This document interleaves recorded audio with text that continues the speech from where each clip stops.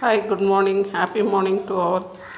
இது all to all சேனல்லேருந்து நான் சாந்தகுமாரி பேசுகிறேன். இன்றைக்கி பாவக்காய் வச்சு ஒரு பாவக்காய் பச்சடி செய்ய சொல்லித்தரேன். 2 டைப் ஆஃப் பாவக்காய் பச்சடி.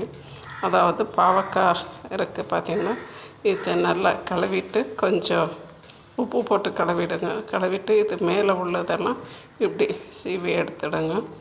இப்போ இதை கொஞ்சம் எண்ணெய் ஊற்றி கொஞ்சம் உப்பு மிளகாத்தூள் போட்டு வதக்கிக்குவோம். பின்ன இதை வேஸ்ட் ஆக்க வேண்டாம். இதை ஒரு துவையல் மாதிரி இல்லை ஒரு பச்சடி மாதிரி கூட செஞ்சுக்கலாம். இப்போ நான் அதையும் ஒரு பச்சடி மாதிரி செய்கிறேன். இது தயிர் பச்சடி. இது மாங்காய் பச்சடி. இதோட மாங்காய், மிளகாத்தூள், உப்புத்தூள், கொஞ்சம் வெல்லம் போட்டு கொஞ்சம் ஸ்வீட் பச்சடியாக இருக்கும். இது தயிர் பச்சடியாக இருக்கும். வாங்க இப்போ எப்படி செய்யலாம்னு பார்ப்போம். பாருங்க, இப்போ இதில் நம்ம பேன் வச்சுருக்கோம். சும்மா லைட்டாக ஒரு சின்ன ஸ்பூன்ட்டு ஒரு 2 ஸ்பூன் எண்ணெய், அவ்வளோதான். அதை போட்டு இந்த பாவக்காவை கொஞ்சம் வதக்கிக்குவோம். இவங்களை நல்லா வதங்க கொடுத்துட்டு கொஞ்சம் உப்புத்தூள் மிளகாத்தூள் போட்டு எடுத்து வதக்கிக்கிடலாம்.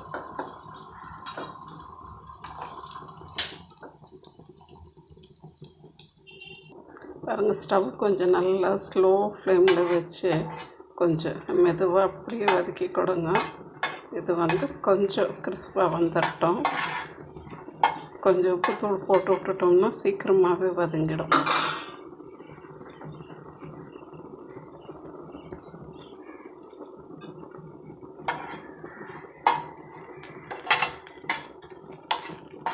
இதுவும் குழந்தைங்களுக்கு கொடுக்குறதா இருந்தாக்கா கொஞ்சம் சர்க்கரையும் ஆட் பண்ணிக்கலாம்.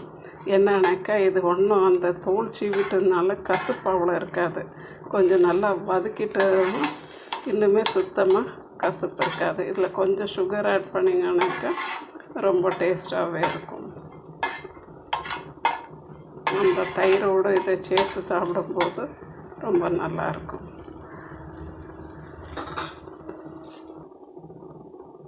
இப்போ பாருங்கள், இது கொஞ்சம் நல்லா வதங்கிக்கிச்சு. இப்போ கொஞ்சம் நம்ம இதுக்கு மிளகாத்தூள் போட்டுடலாம்.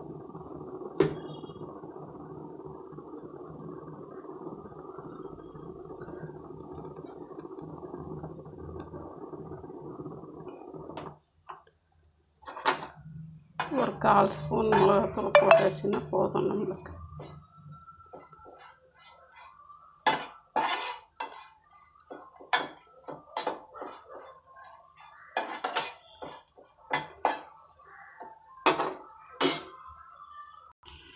பாருங்கள், இப்போ நல்ல தயிரை கொஞ்சம் பீட் பண்ணி வச்சுருக்கேன்.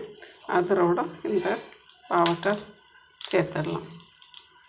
இது சப்பாத்தி பூரிக்கு டேஸ்ட்டாக இருக்கும். அதே போல் சாப்பாட்டுக்கும் நல்லா இருக்கும். சாதத்தில் பெருஞ்சி சாப்பிட்றவங்களுக்கு நல்லாயிருக்கும். நம்ம இதில் எல்லாம் போட்டிருக்கோம், உப்பு காரம் எல்லாம் போட்டிருக்கோம். அதுக்கடுத்து இதுக்கு நம்ம ஒரு தாளிப்பு கொடுத்துடலாம். கடுகு, உளுத்தம் பருப்பு, சீரகம், கொஞ்சம் வெங்காயம் போட்டு ஒரு தாளிப்பு போட்டுடலாம்.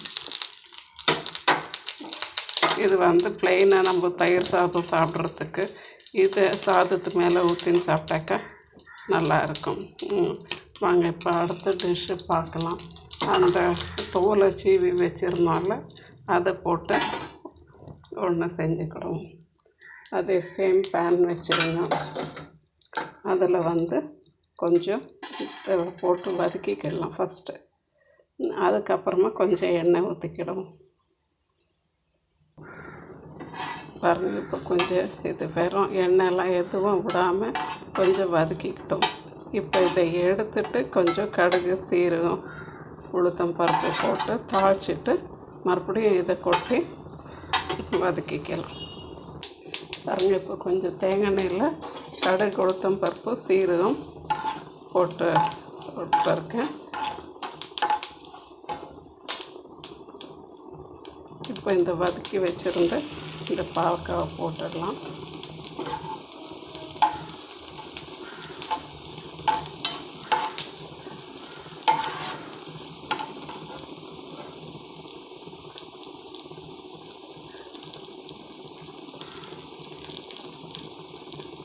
நம்ம இப்போ பாவக்காய் எவ்வளோ எடுத்துருந்தோம் அதை விட கொஞ்சம் கூடுதலாக மாங்காய் எடுத்துக்கணும்.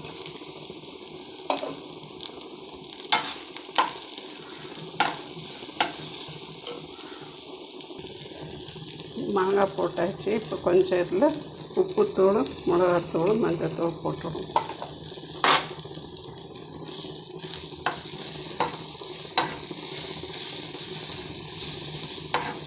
இது ஒரு 2 நிமிஷம் வதங்கணும்.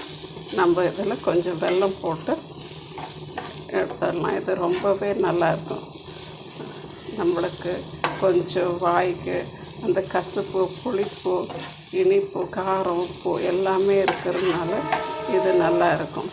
இங்கே வந்து அந்த சித்திரை 1ஆந்தேதி இது ரொம்பவே செய்வாங்க. இதில் வேப்பம்பூவில் இப்படி கசப்பு ஐட்டம்னு வச்சு இப்படி எல்லாமே அறுசுவையும் கலந்தாப்பில் ஒன்று செய்வாங்க. பாருங்கள், வெல்லமும் போட்டாச்சு.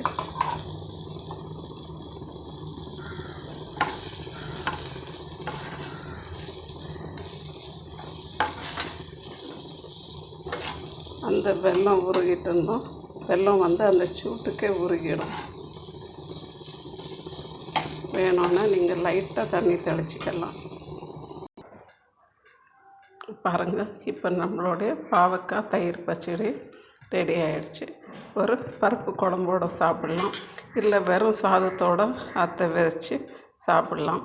பின்ன எப்பவும் இது ஊறுகாவாக சாப்பிட்றதுக்கு பதிலாக இப்படி பாருங்கள், இது ரொம்ப ஹெல்த்தியும்.